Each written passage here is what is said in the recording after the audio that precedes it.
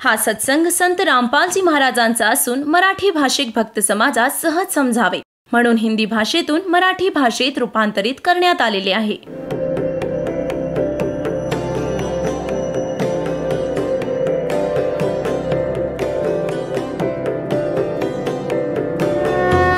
और ज्ञान सब ज्ञान डी कबीर ज्ञान सो ज्ञान और जैसे घोड़ा तोब कायम करता चले मैदान. जगद्गुरु तत्वदर्शी संत रामपालजी महाराजांचे अमृत वचन सर्व पवित्र धर्मांच्या व पवित्र शास्त्रांच्या आधारावर. अशी व्यवस्था अन्य कोणत्याही धर्मात राहिली नाही. जशी शीख धर्मामध्ये गुरु परंपरा होती, पण नंतर ते केवळ गुरु ग्रंथ साहेब यांनाच गुरु मानून आपली अध्यात्म क्रिया करू लागले. परंतु वक्त गुरुचं असणं अनिवार्य आहे. जसे हे पवित्र ग्रंथ गुरुग्रंथ साहेब, पवित्र श्रीमद भगवद्गीता, पवित्र वेद, पवित्र पुराण हे तर एक आदरणीय सद्ग्रंथ आहेत. महापुरुषांची माहिती आहे, भगवंताविषयी लिहिले आहे यात. हे तर असं समजा की आपली औषधांचे पुस्तक आहे. औषधांचं पुस्तक आहे आणि त्याच्या जाणकाराची आवश्यकता आहे जो वैद्य असेल, आणि वैद्य तोच सफल होतो जो औषधाच्या पुस्तकात लिहिलेली सर्व मुळ्यांना एकत्र करून मिळवून समजून औषध बनवतो. त्यामुळे वक्त गुरुची आवश्यकता आहे. तर पुण्यात्म्यांनो, या धारणेच्या अनुसार या आवश्यकतेच्या पूर्तीसाठी हे प्राणी गुरूंकडे जाऊ लागले. आता श्रद्धाळूंना कोणतं ज्ञान नसतं, कारण तो तर जिज्ञासू असतो. जशीही त्याचे गुरु त्याला साधना करायला सांगतात तो समर्पित होतो, तसंच करतो. तर पुण्यात्म्यांनो, सर्व भक्तीही करीत आहेत आणि दुष्कर्मे जशीच्या तशी वाढत आहेत. काम, क्रोध, लोभ, मोह, अहंकार कोणामध्येही कमी नाहीयेत. याचं कारण काय आहे? की पूर्ण संत न मिळाल्याने तर कधीही ही शांती या समाजात, या लोकात नाही मिळू शकत. 600 वर्षांपूर्वी परमात्मा आले होते, स्वतः एका संताची भूमिका करून निघून गेले आणि त्याचबरोबर एका विणकराचं कामही करीत होते, हे प्रमाणित करण्यासाठी की तोच परमात्मा प्राप्तीसाठी. कारण तेव्हा गैरसमज पसरला होता की ब्राह्मण वर्गच भक्तीचा अधिकारी आहे. बाकीच्यांना तर त्यांनी असे बाजूला ठेवले होते की श्राद्ध वगैरे काढण्यासाठी क्रियांमध्ये अडकवले होते, आणि विशेष करून हेच मानले जायचे की ब्राह्मण, ऋषी, महर्षी, घर त्याग करून गेलेली व्यक्तीच परमात्मा प्राप्त करू शकते, किंवा खूप मोठा धनवान शेठ दान करणारा. तर परमात्मा सर्व शंकांचं निवारण करण्यासाठी एका क्षुद्र जातीत राहावं लागलं. त्यावेळी छूत अछूत चरणसीमेवर होते, अत्याधिक छूत अछूत होते. ब्राह्मण लोक शूद्र वर्गाला जवळसुद्धा येऊ द्यायचे नाहीत, लांबूनच बोलायचे. आणि त्यावेळी परमात्मा एका विणकर जातीमध्ये राहिले. तसा तर त्यांचा जन्म नव्हता झाला, सतलोकातून आले होते, सहशरीर आले होते. एका नवजात शिशूचं रूप धारण केलं होतं कमळाच्या फुलावर, बाहेर एका तलावात, सरोवरामध्ये. तिथून एका निरुनिमा नावाच्या विणकर दाम्पत्याने उचलून नेले होते आणि तिथे परमात्म्याचे पालनपोषण झाल्याने आणि मग विणायचं काम करता करता जनतेला ज्ञानसुद्धा देत होते. भक्तांना यथार्थ ज्ञान समजवायचे, सूक्ष्म वेदाचा प्रचार करायचे.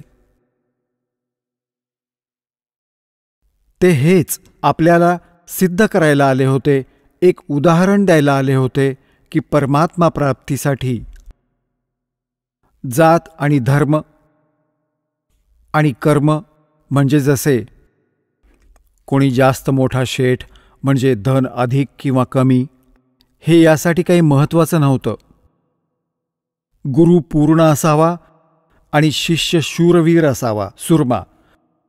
सुरमाचा अर्थ आहे की या भक्तिमार्गाला जो जीव लागतो तर त्याच्या सर्व क्रिया अन्य सांसारिक व्यक्तींपेक्षा भिन्न असतात, तर त्याच्यात आपला समाज अडथळे आणतो आणि जो त्या अडथळ्यांची पर्वा न करता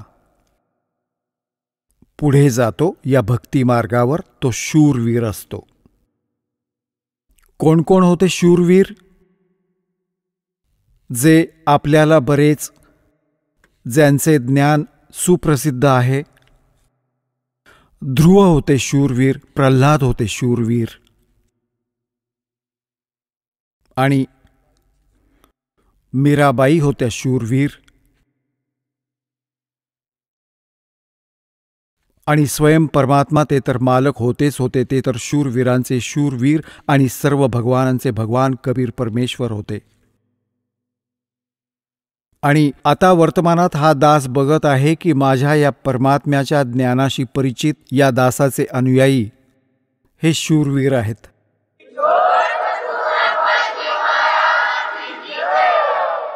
कारण की क्रोधाकांडाच्या दरम्यान या दासाला एवढं बदनाम केलं होतं, खोटं, आणि एवढा त्रास दिला गेला परमात्म्याच्या लेकरांना, पण हे शूरवीर होते. ना कोणाशी भांडले, ना घाबरले. संतांचा हाच एक नियम असतो, लढायचंही नाही आणि घाबरायचंही नाही, तर परमात्मा साथ देतो. आज आपण सफल झालो. पूर्ण विश्वामध्ये हे ज्ञान पोहोचेल. परमात्म्याची साथ आपल्यासोबत राहिली आणि राहील, कारण हे काम त्याच परमात्म्याने सुरू करवले आहे ना. आमचा हा काही खानदानी पेशा, दादा परदादा आई वडिलांनी कधी हे काम केलेलं नाही. दासाला ही चाकरी दिली तर दासाचा त्या दिवसापासून हा दृढनिश्चय झाला होता की शिर जावो वा धड जावो, परमात्म्याच्या चरणी हे शिर गेले तर सफल झालो.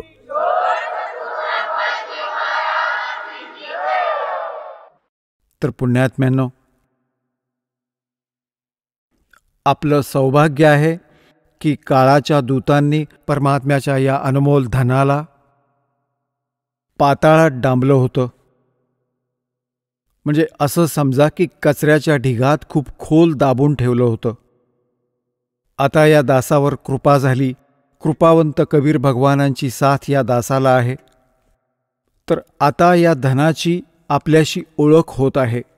इतक्या संघर्षानंतर सन 1994 दासाला परमात्म्याने आदेश दिला होता गुरुदेवांनी दीक्षा, उपदेश व सत्संग करण्याचा.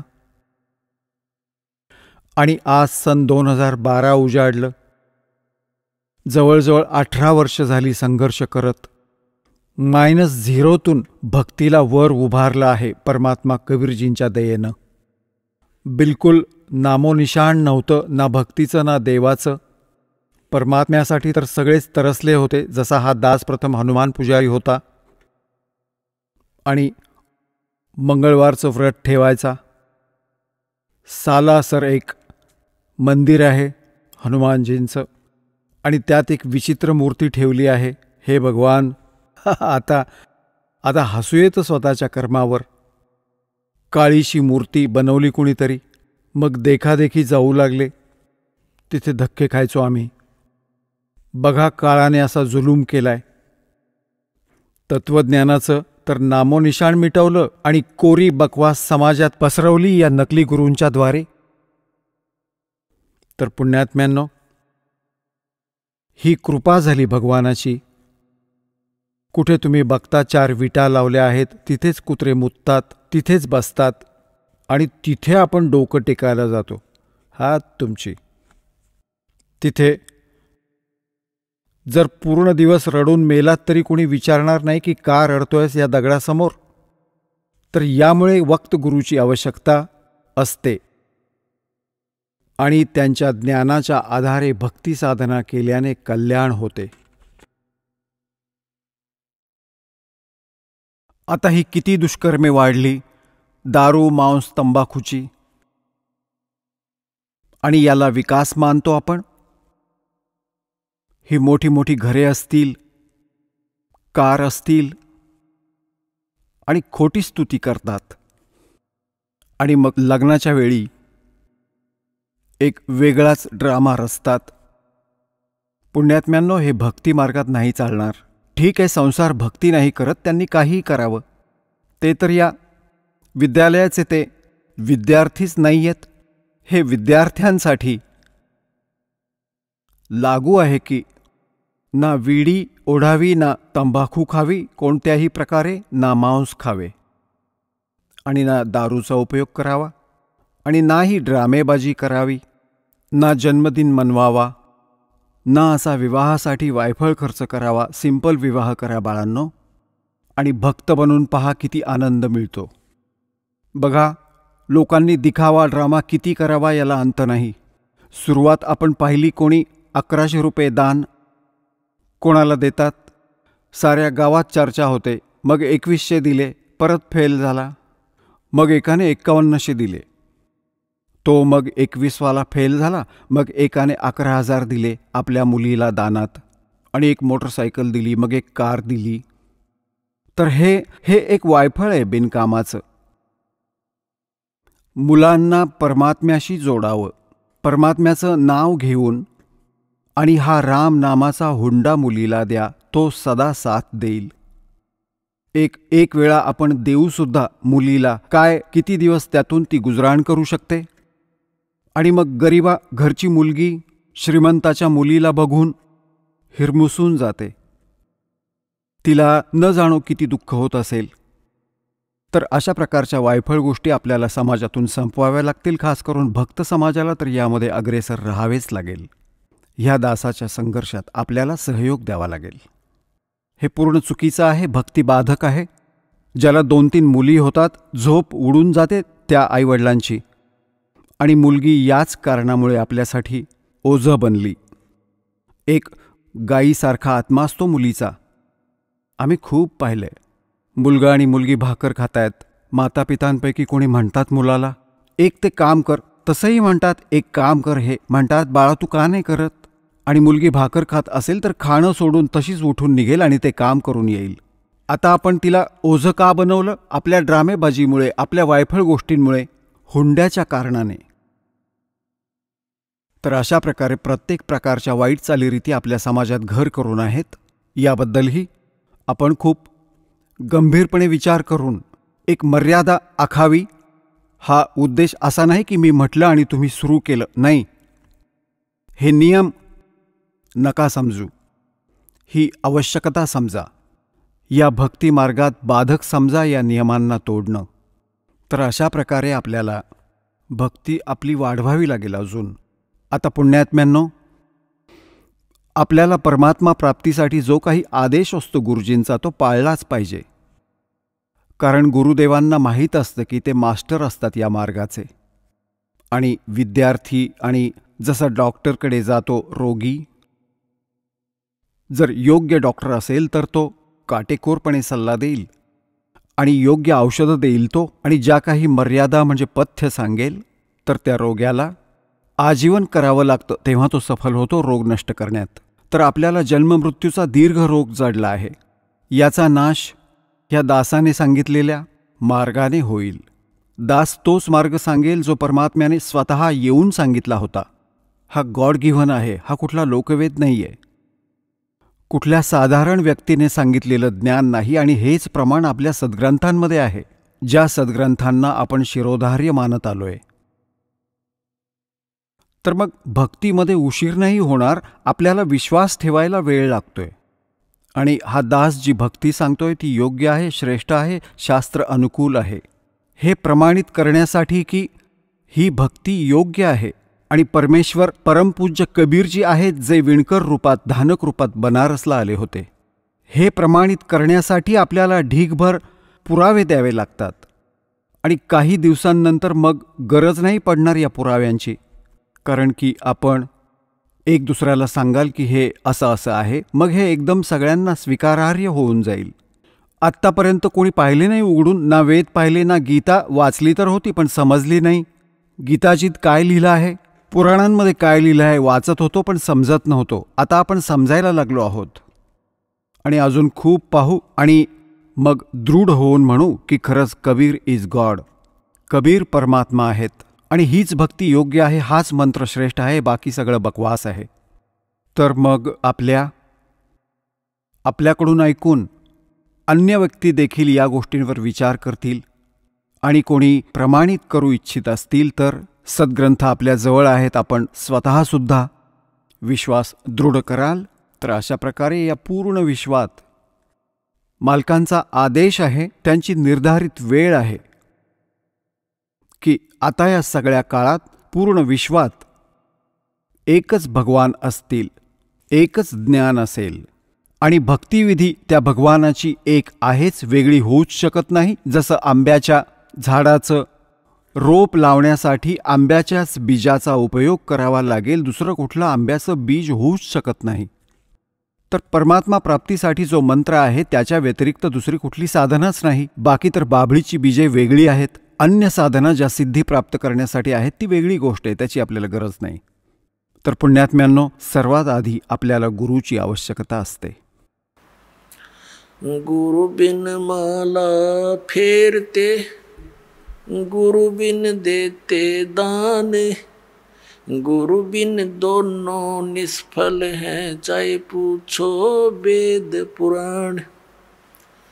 गुरु बड़े गोविंद से मन में देख विचार, हरि सुमरे वो रह गए, गुरु सुमरे होवे पार. गुरु बड़े गोविंद से मन में देख विचार. तर परमात्मा म्हणतात, गुरु गोविंद दोनों खड़े, काके लागू पाए, बलिहारी गुरु अपना, जिन गोविंद दियो मिलाए. 7 द्वीप 9 खंड में गुरु से बड़ा ना कोई, करता करे न कर सके, गुरु करे सो होवे. सतगुरु के उपदेश का लाया एक विचार, जय सतगुरु मिलते नहीं, जाते नरक द्वार. नरक द्वार में दूत सब करते खेचा तान, उनसे कभू ना छूटते, फिर फिरते चारों खानी. 4 खानी में भरमते, कबहू ना लगते पार, सो फेरा सब मिट गया, मेरे सतगुरु के उपकार. 7 समुद्र की मसी करूं, लेखनी करूं बन राय, धरती का कागज करूं, गुरु गुण लिख्यो न जाए.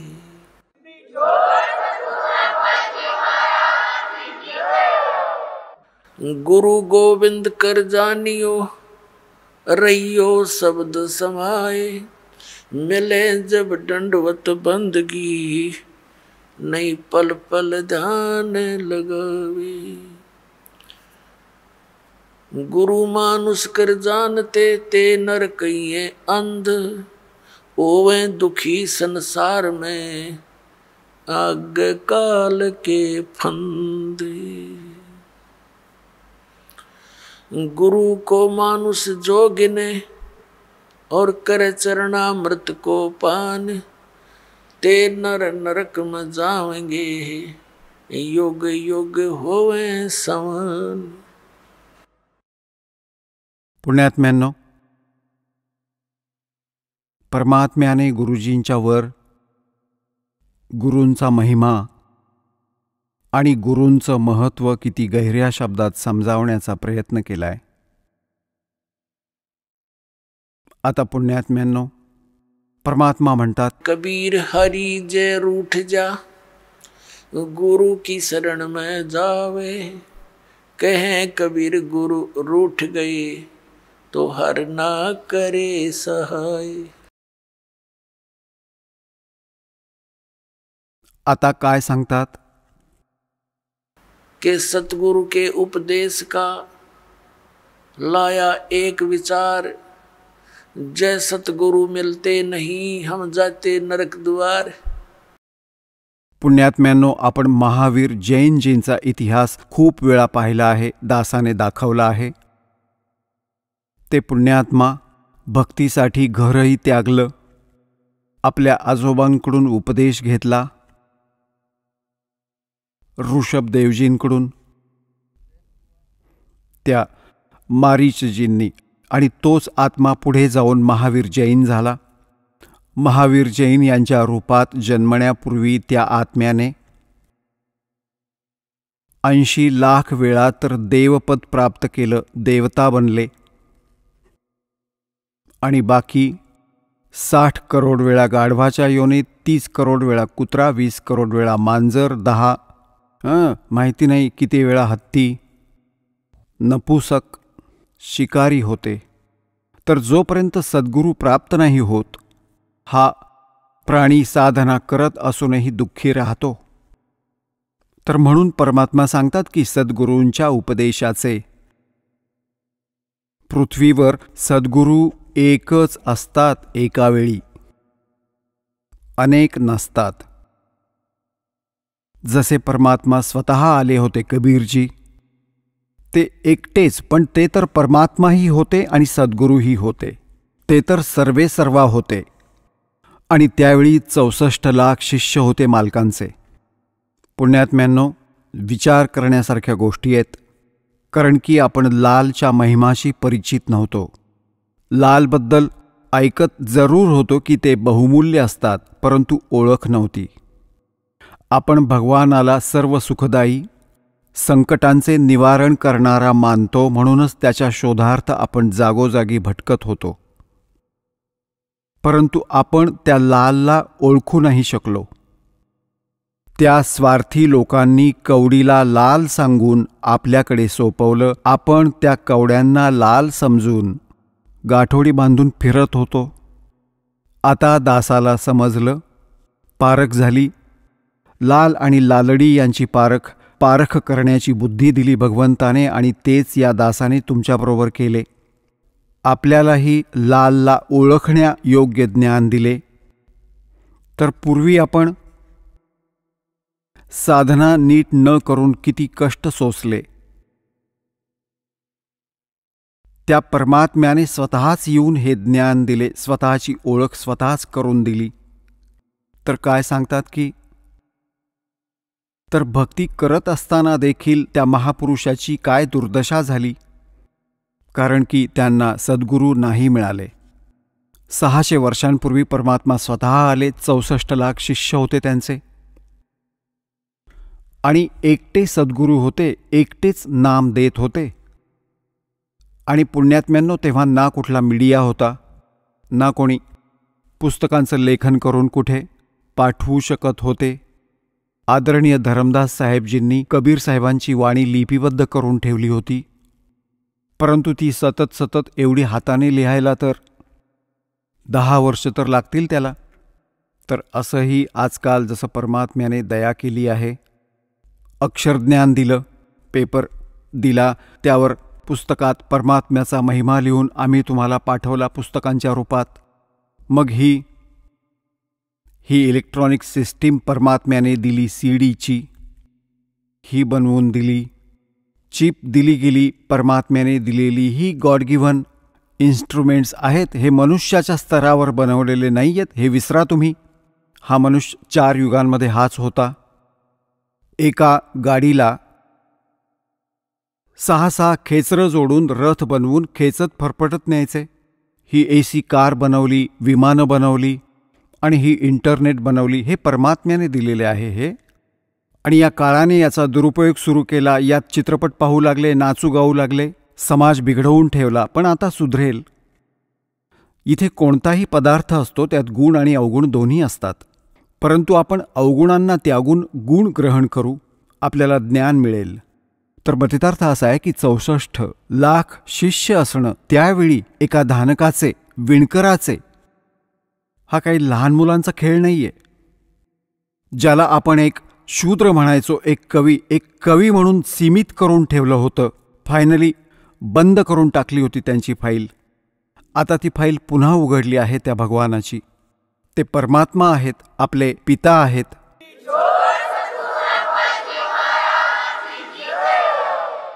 तर सद्गुरू एकच असतो. तर ते परमात्मा स्वतः सद्गुरूही होते आणि ते परमेश्वरही आहेत. सद्गुरूंची भूमिकाही त्यांनी केली आणि जगद्गुरूही तेच आहेत. आणि मग त्यांचा कृपापात्र त्यांच्याच ज्ञानाने युक्त त्यांच्या आदेशानुसार मग सद्गुरू तेच पाठवतात. तर त्या परमात्म्याने स्वतः म्हटलं आहे की गरीबदासजींच्या पंथात 12व्या पंथात पुढे जाऊन मी स्वतः येईन आणि धर्मदास या साऱ्या अज्ञानाला दूर करेल. आता परमात्म्याने शक्य आहे की या दासाला त्या योग्य समजले असेल तर आपल्या कुत्र्याला सोडून दिलं भुंकण्यासाठी, आपल्या मुलांना मालकाला जागवण्यासाठी. तर हे परमात्म्याने केलेलं कार्य आहे. हे सर्वसाधारण समजू नका बाळांनो, आणि याचा लाभ घ्या. आपणही घ्या, इतरांनाही जागवा जे गाढ झोपेत पडून आहेत आणि काळाच्या दूतात अडकून फसलेत. प्रेमाने, कारण की काळाने सांगितलं होतं की अशा विरुद्ध रंगात रंगवीन. जेव्हा तुमचा मोक्ष समय येईल कलियुगात, त्याच्या आधी सर्व नकली पंथ चालवीन तुझ्या नावाने, कबीर नावाने आणि सतलोक सचखंडाच्या नावाने, आणि त्यांच्यात एवढं अज्ञान भरेन तुझा संदेश वाहक जेव्हा येईल तोपर्यंत तर ते वकील झाले असतील त्या अज्ञानाचे आणि कधीच नाही मांडणार. परमात्म्याने म्हटलं होतं की मला मनवता येतं, त्यावेळी शिक्षित करेन. परमात्म्याने म्हटलं होतं त्यावेळी विचार केला, सांगितलं होतं धर्मदासजींना की आता तू शांत राहा, याबद्दल बोलू नकोस. सगळ्यांना शिक्षित केलं या दात्याने. हे इंटरनेट प्रोजेक्टर बनवले, लांब बसून तुम्ही पाहू शकता काय बोलत आहेत, काय लिहिलं आहे सद्ग्रंथांमध्ये, सामूहिकपणे सीडीच्या माध्यमातून, टीव्हीच्या माध्यमातून. तर हे परमात्म्याने केलेले कार्य आहे. आणि पूर्वी परमात्मा स्वतः एका दिवसात हजार जागी प्रकट व्हायचे. ते तर भगवान आहेत, ते तर पाहिजे ते करू शकतात. तर अशा प्रकारे परमात्म्याने आम्हाला जागवले, सतज्ञान दिले. तेच दिलेले ज्ञान दास आज तुमच्यासमोर मांडत आहे. तर प्रसंग चालला आहे कि सतगुरु के उपदेश का लाया एक विचार, जय सतगुरु मिलते नहीं हम जाते नरक द्वार. पुण्यात्म्यांनो, या वचनांना खूप खोलात जाऊन ऐका. त्यांना हृदयापर्यंत जाऊ द्या कानांच्या माध्यमातून. जोपर्यंत मूल औषध आत जाऊ देणार नाही ते परिणाम कसं करेल. ओठांवरच ठेवतो आणि थुंकून टाकतो, ऐकत नाही. तर याला तुम्ही खूप खोलात जाऊन सत्संगाच्या वेळी तर तुम्ही खूप एकाग्र चित्ताने राहत जा आणि परमात्म्याच्या या वचनांवर खोलात जाऊन विचार करा. आता काय सांगितलं भगवानांनी की जय सतगुरु मिलते नहीं जाते नरक द्वार. सतगुर के उपदेश का लाया एक विचार और जय सतगुरु मिलते नहीं हम जाते नरक द्वार. नरक द्वार में दूत सब फिर करते खेचा ताण, उनसे कबू ना छूटते फिर फरते चारों खान. पुण्यात्म्यांनो, जेव्हा हा भक्तिहीन प्राणी इथून जातो तेव्हा यमदूत त्याला पकडून घेऊन जातात, धर्मराजाच्या समोर उभं करतात, न्यायाधीशाच्या समोर. तिथे तो हे नाही म्हणू शकत की मी असं नाही केलं, मी तसं नाही केलं. तिथे खोटं नाही चालत. तिथे तर तुमची फिल्म स्टार्ट होऊन जाईल, सीडी ऑन होऊन जाईल तुमच्या समोर. कारण की जी कर्म आपण करतो, विचारसुद्धा करतो, त्याचीही एक फोटोकॉपी भगवंताच्या दरबारी जाते. आणि तिथे जाताच तिला ऑन केलं जातं. आता जसे आपण भक्तांना, भावा बहिणींना म्हणता, नातेवाईकांना किंवा कोणी मित्र शेजारपाजारचे भेटतात त्यांनाही समजावता, भक्ती करा, परमात्म्याचं नाव घ्या. पण आत्ता तर त्यांच्याकडे वेळ नाहीये, कारण की त्यांना ज्ञान नाहीये.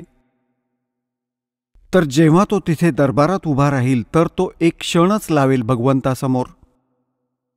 एक कारण शोधतो की परमात्मा मला तर समजलंच नाही. आम्हाला तर एवढंच ज्ञान झालं होतं की आपलं काम करावं, मुलांचं पालनपोषण करावं. तर त्यावेळी परमात्मा ती सीडी सुरू करतील.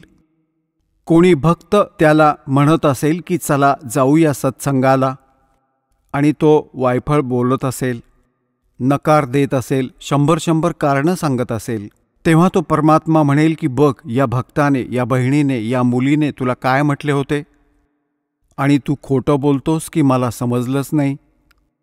तेव्हा हा काय म्हणतो, भगवान चूक झाली, क्षमा करा. परमात्मा म्हणतात की ही चूक मान्य करण्याचा आता काही उपयोग नाही, आता तर नरकात जावंच लागेल.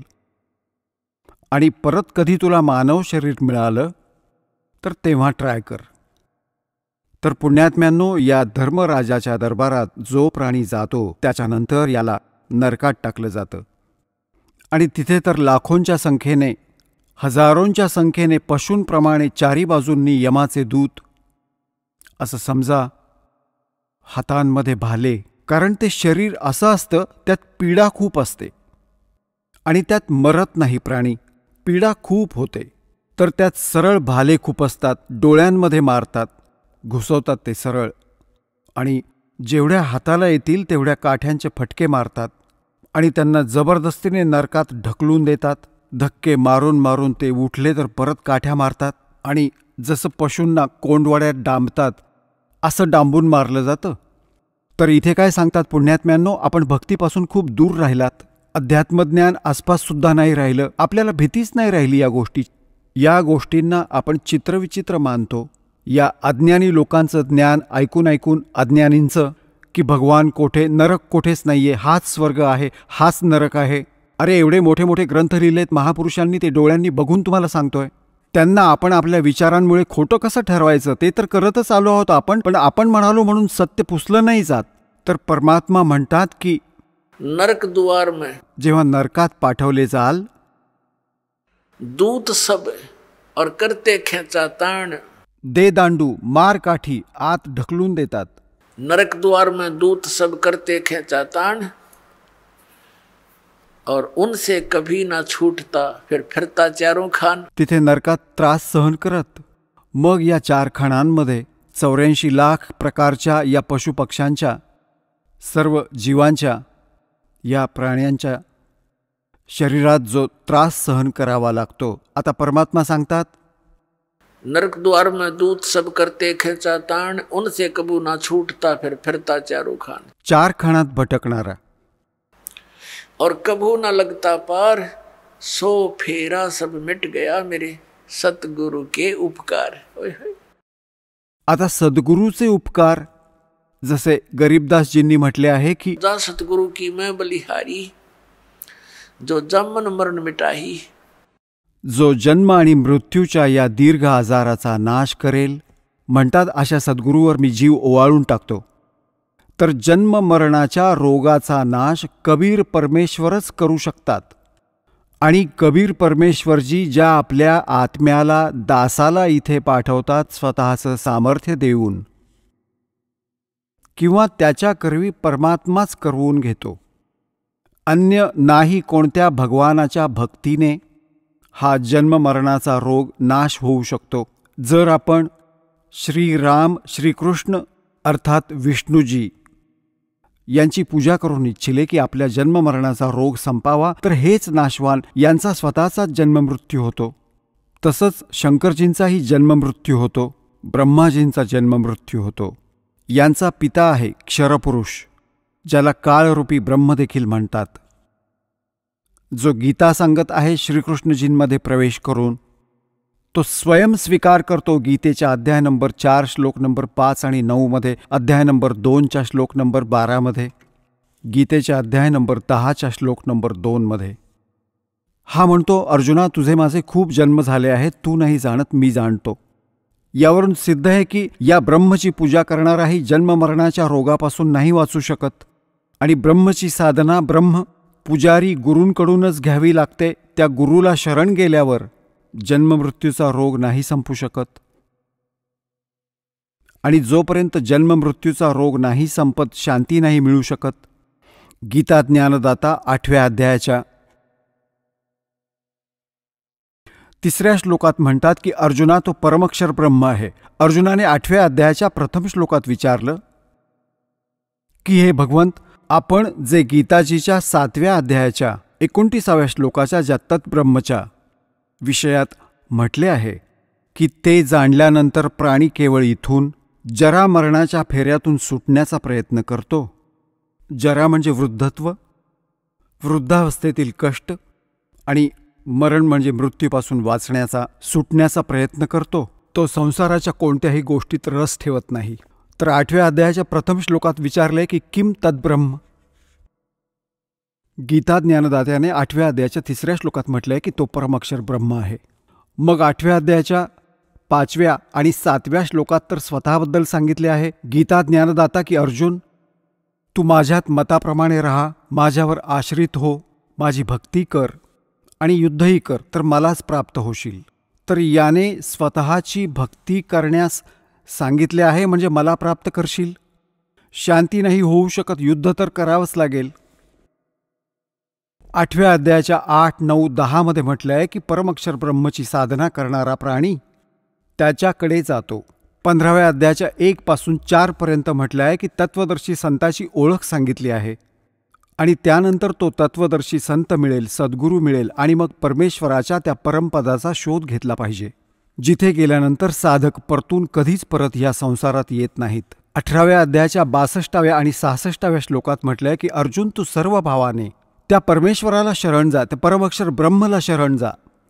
त्याच्याच कृपेने तू परमशांती आणि सनातन परमधामाला प्राप्त होशील.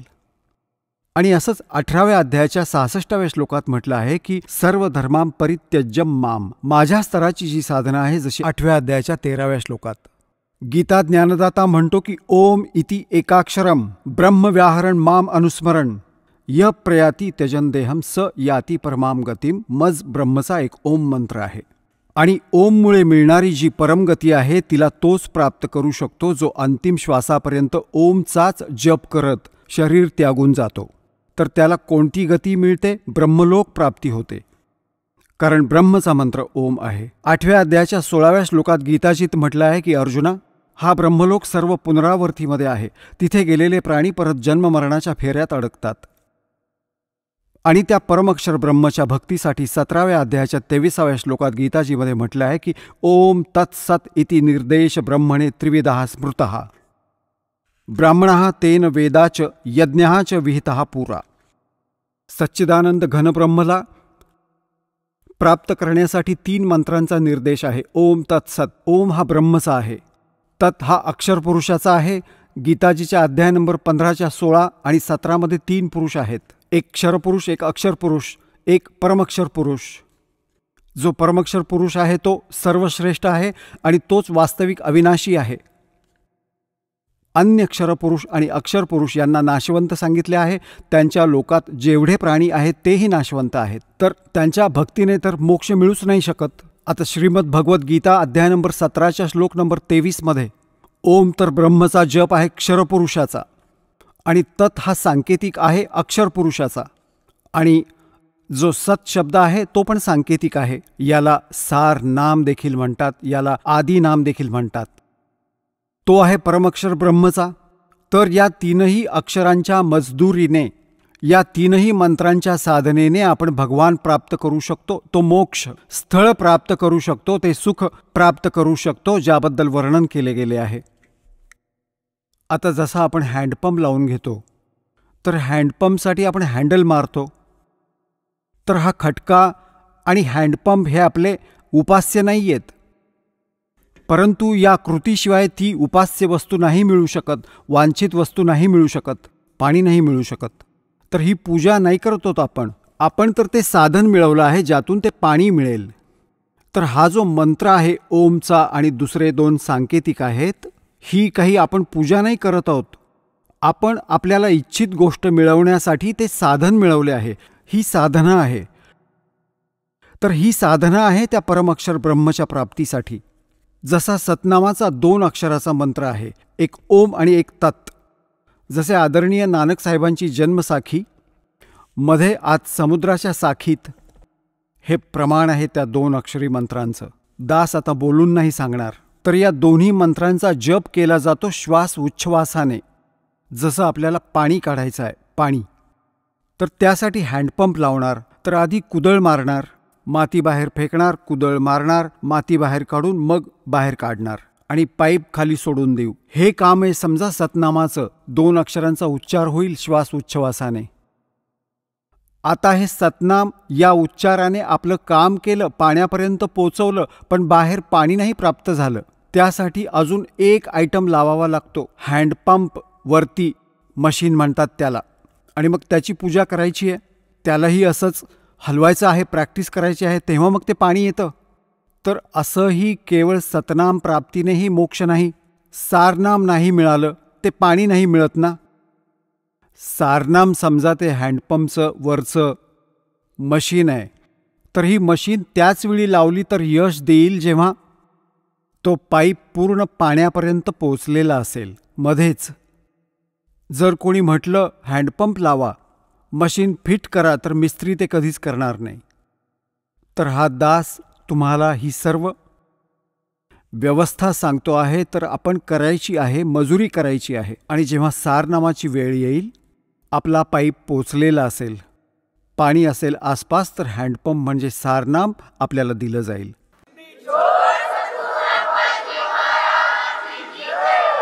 तर अशा प्रकारे आहे ओम त्या परमअक्षर ब्रह्मला प्राप्त करण्याचा ओम तत्सत या 3 मंत्रांचा जप. ओम हा ब्रह्मचा आहे, तत् अक्षर पुरुषाचा आहे, त्याला परब्रह्मही म्हणतात.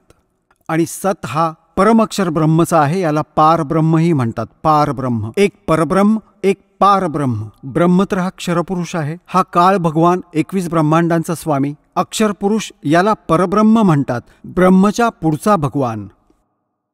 पर म्हणजे दुसरा. आणि याच्यावर पारब्रह्म. पारब्रह्म म्हणजे सर्वांच्या पलीकडचा, सर्वांपेक्षा श्रेष्ठ, तो पारब्रह्म असतो. जसं समजा तुम्ही संतांच्या वाणीमध्ये पारब्रह्म शब्द ऐकता, तो परब्रह्मसाठी नाहीये. तो पारब्रह्म म्हणजे त्या सत्य पुरुषाकडे संकेत आहे, परमअक्षर ब्रह्मकडे संकेत आहे. तर जसं तर त्या परमात्म्याच्या प्राप्तीसाठी 3 मंत्रांचा जप आहे, ओम तत्सत. तर अशा प्रकारे आपण त्या परमात्म्याला प्राप्त करू. कसे प्राप्त करणार? गीताजी अध्याय नंबर 18च्या श्लोक नंबर 66 मध्ये सांगितलं आहे की या गीता ज्ञानदात्या ब्रह्मने सर्व धर्मां परित्यज्यं माम एकम शरणं व्रज अहम त्वा सर्वे पापेभ्यः मोक्षयिष्यामि मा शुचः. हे काय म्हणतात की माझ्या स्तराच्या जेवढ्या पूजा आहेत त्या माझ्यातच सोड. मला दे जी तू माझ्या स्तरामध्ये तू मजुरी केली आहेस, मग मी तुला इथून जाऊ देईन, नाहीतर तू माझा बंधक मजूर आहेस. आणि माझं कर्ज उतरव. मग तू त्याच्या शरणी जा. एकम, एकम म्हणजे त्याच्या बरोबरीचा दुसरा कोणी नसेल, अद्वितीय, ज्याच्या समान दुसरा कोणी शक्तिशाली भगवान नसेल असा. एकम शरणम व्रज, त्याच्या शरणात जा. आणि या अज्ञानी आपल्या धर्मगुरूंनी, अनुवादकर्त्या ऋषी मंडलेश्वरांनी अनर्थ करून ठेवलाय गीताजीमध्ये. अनुत्तम म्हणजे अत्युत्तम म्हणतायत. बघा ना, व्याकरणच बदलून टाकलं आपल्या अज्ञानाच्या कारणाने. आणि व्रज म्हणजे जाणं असतं, येणं लिहून ठेवलंय या अनुवादकर्त्यांनी. इंग्रजीत शब्द आहे गो, आणि गो म्हणजे जाणे असतं, येणं तर असूच शकत नाही. तो तर मूर्ख आहे जो या वाक्याला न समजताच त्याचा अर्थ येणे करत आहे. बिलकुल अज्ञानी व्यक्ती आहे, आशयच समजला नाही, त्या प्रकरणाच्या आशयाशी तो परिचित नाहीये.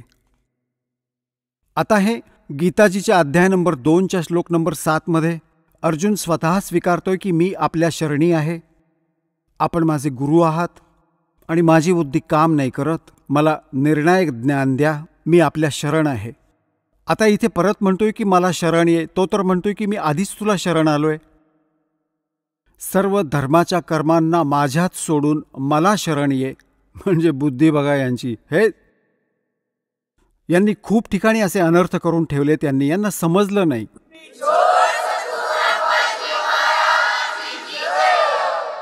तर हा ओम नामाचा जप यांना देऊया काळाला. हा आपल्याला इथून जाऊ देईल, नो ड्यूज सर्टिफिकेट लिहून देईल. पण हा तेव्हाच लिहील जेव्हा सद्गुरू आपल्याबरोबर असतील. नाहीतर हा तुम्हाला फसवून त्याच्या नकली सतलोक, नकली अलकलोक, अगमलोक, ब्रह्मलोक धोका देण्यासाठी तिथे उचलून आपटेल आणि तिथे आयुष्य बर्बाद करून कितीतरी युगांनंतर परत पृथ्वीवर ढकलेल. सगळं काम जसंच्या तसं राहिलं तर सद्गुरूची आवश्यकता आपल्याला असेल अंतिम श्वासापर्यंत, की जसा प्रसंग चालला आहे की आपण ओम नामाचा जप यांना देऊ आणि मग आपल्याला 7 शंख ब्रह्मांडांना पार करून जायचं आहे. अक्षर पुरुषाच्या, परब्रह्मच्या 7 शंख ब्रह्मांडात त्याच्या लोकातून जाण्याचं भाडं द्यायचं आहे यांनी. तत् मंत्र जो आपल्याला दिला जातो ते त्याचे भाडे द्यायचे आहे तिथून जाण्यासाठी आपल्याला. हा समजा टोल टॅक्स समजा त्याचा, त्या अक्षर पुरुषाचा, त्याच्या लोकातून पार जाण्यासाठी. आणि तिसरा जो मंत्र आहे तो सतलोकात स्थायी स्थान प्रदान करेल, जे आदी नाम आहे, सार नाम आहे. तर पुण्यात्म्यांनो, गीताजी अध्याय नंबर 8च्या श्लोक नंबर 8, 9, 10 मध्ये गीता ज्ञानदाता म्हणतो की त्या परमअक्षर ब्रह्मची साधना करशील तर त्याला प्राप्त करशील. त्याच्या साधनेचा मंत्र तर सांगितला हा ओम तत्सत, नथिंग एल्स इति निर्देशः. बस हाच निर्देश आहे. निर्देश म्हणजे फायनल डायरेक्शन, नथिंग एल्स.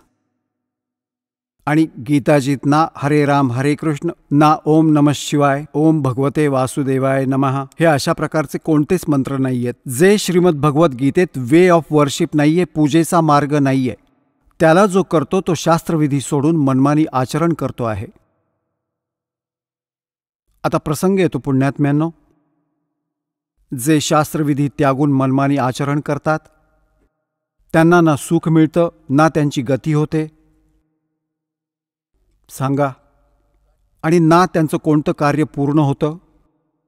तर म्हणूनच तर आपण भक्ती करतो आणि ते तीनही व्यर्थ. तर ती साधना करण्यात कोणताच लाभ नाही. याच कारणाने आपण नास्तिकतेकडे झुकलो आहोत. भगवानाला शोधता शोधता आपण हारून थकून गेलोय. शेवटी आपण कर्मकांडाचा आधार घेतला. चोरीमारी करून आपण शेठ सावकार बनण्याचा प्रयत्न करत आहोत. दुप्पट दुःख ओढवून घेतो, पाप गोळा करतो. तर अशा प्रकारे या ज्ञानाने आपल्याला हे विष दिसून येईल. परमात्मा म्हणतात जसं दुःख स्वतःचं तसं जाण इतरांचं.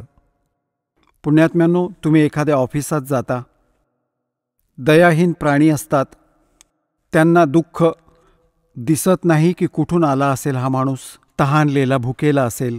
त्यांना फक्त फसवेगिरी करून त्यांचा स्वार्थ साधायचा असतो. तर ते तुमचं काम करतील, नाहीतर कधीच करणार नाहीत. 4 आणे हवे असतात त्यांना. आता दास जेव्हा नोकरी करायचा 1977 मध्ये, तर तेव्हा एखाद्या अधिकाऱ्यावर बोट दाखवलं जायचं की तो भ्रष्ट आहे. बाकी सर्व बरे होते. आता एखाद्या अधिकाऱ्याकडे, कर्मचाऱ्याकडे बोट दाखवलं तर तोच ठीक असतो, बाकी सगळे एकसारखे असतात. तर ही का वीज कोसळली? अज्ञानाने. पहिले घाबरायचे भगवानाला, भगवानाचं भय दूर झालं, मग विष खाऊ लागले. हाहाकार माजला. एका शहरात पहा डॉक्टर, हे भगवान.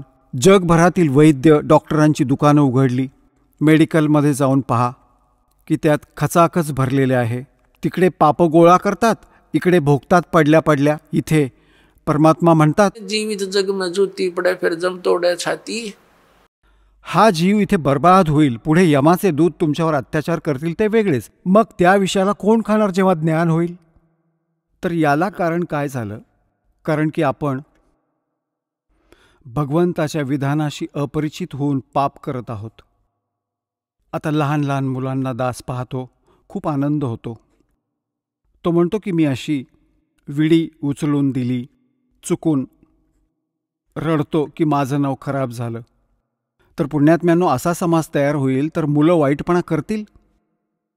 पुढे जाऊन असा सुदृढ समाज तयार होईल की यांना बघून बघून अजून इतर लोक, अन्य लोक यांचं अनुकरण करतील. लहान लहान मुलं अशा नेकीने, नीतीने राहत आहेत.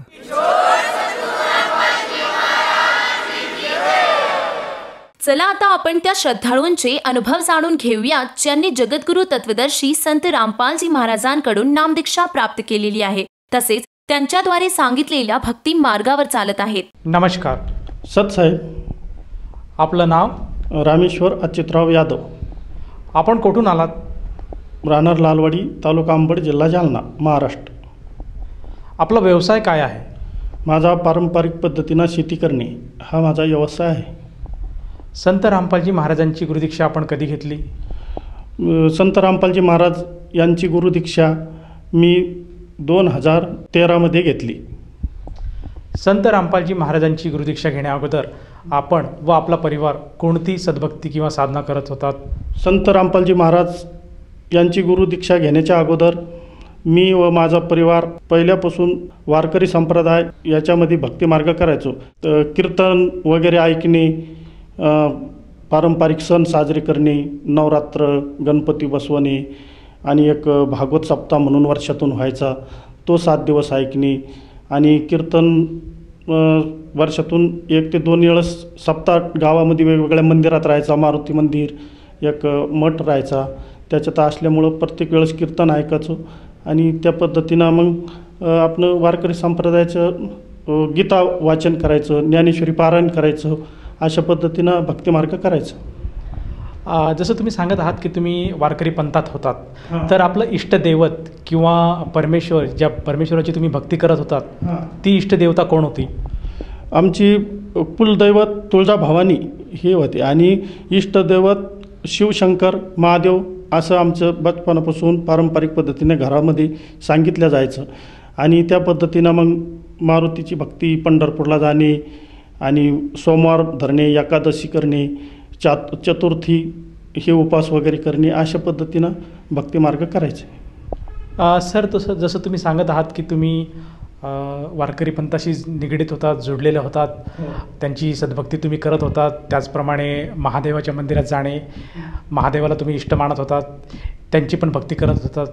हे असं सर्व असताना तुम्हाला असं का वाटलं की तुम्ही संत रामपालजी महाराजांची नामदीक्षा घ्यावी आणि त्यांनी जी दिलेली भक्ती आहे ती भक्ती साधना स्वीकारावी? हे संपूर्ण शेती व्यवसाय करीत असताना आम्ही शेतातून यायचो आणि ह्या पद्धतीनं भक्तिमार्ग करायचो की संसाराला सुख मिळावं, संसार चांगल्या पद्धतीनं चालावा.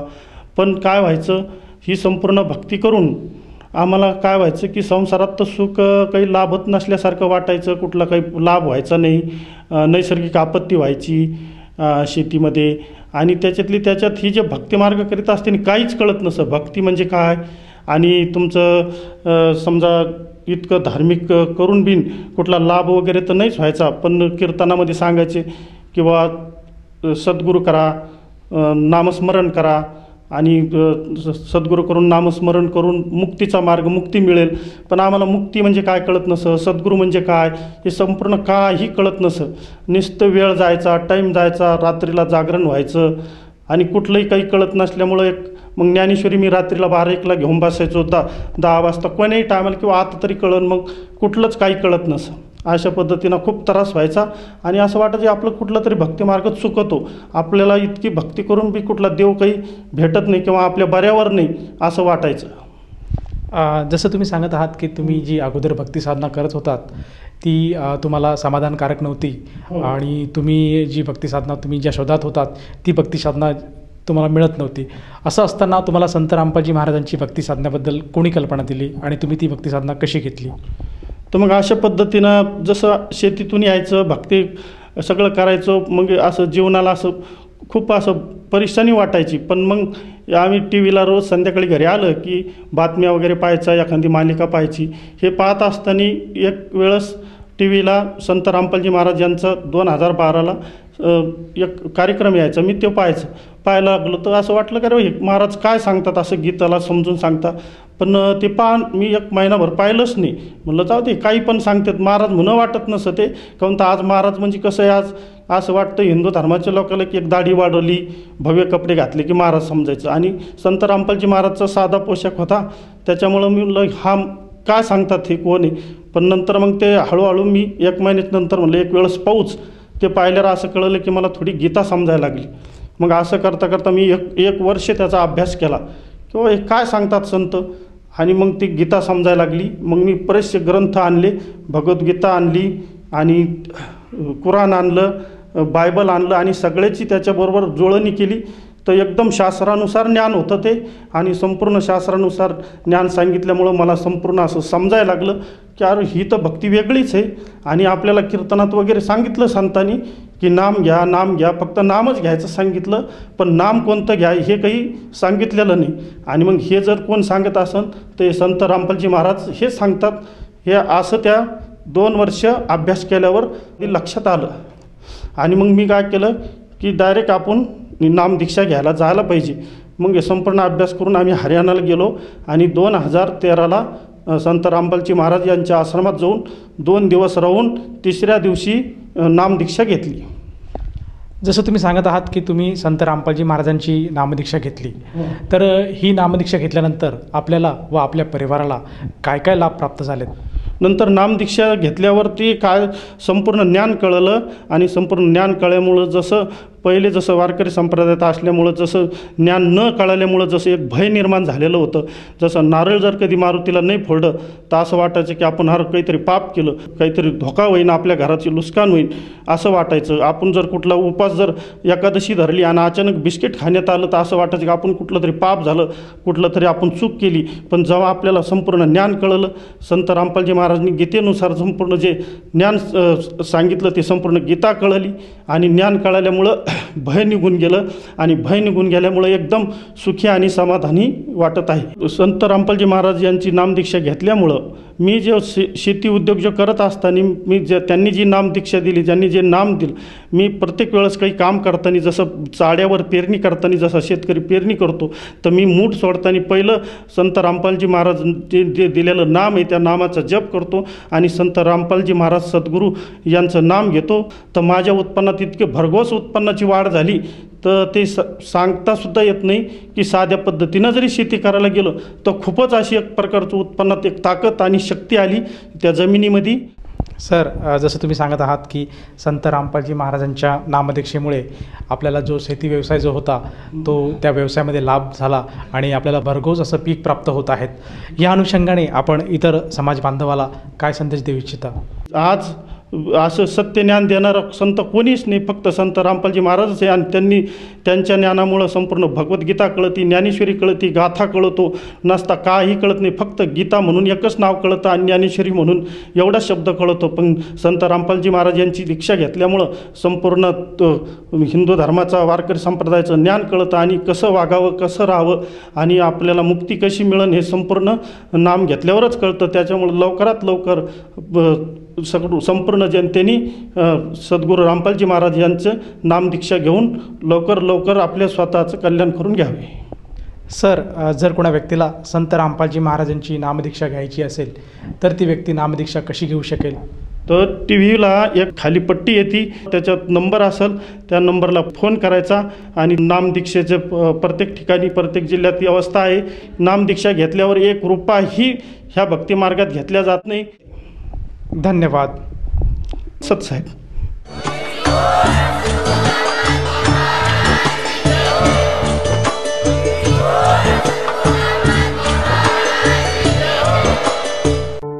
आपण ऐकत होता जगद्गुरु तत्वदर्शी संत रामपालजी महाराजांचे मंगल प्रवचन. निशुल्क नामदीक्षा प्राप्त करण्यासाठी आणि अधिक माहितीसाठी संपर्क करा 7030303951 7030303952. आमची वेबसाईट आहे www.jagadgururampalji.org. सर्व पवित्र धर्मांच्या पवित्र शास्त्रांवर आधारित प्रमाणित अनमोल पुस्तक ज्ञानगंगा किंवा जगण्याचा मार्ग यापैकी कोणतेही एक पुस्तक निशुल्क मागविण्यासाठी आम्हाला आपले पूर्ण नाव, पूर्ण पत्ता, पिनकोड सहित आणि फोन नंबर लिहून 7030303951 7030303952 या नंबरावर SMS करू शकता किंवा आम्हाला 7030303950 या नंबरावर WhatsApp देखील करू शकता.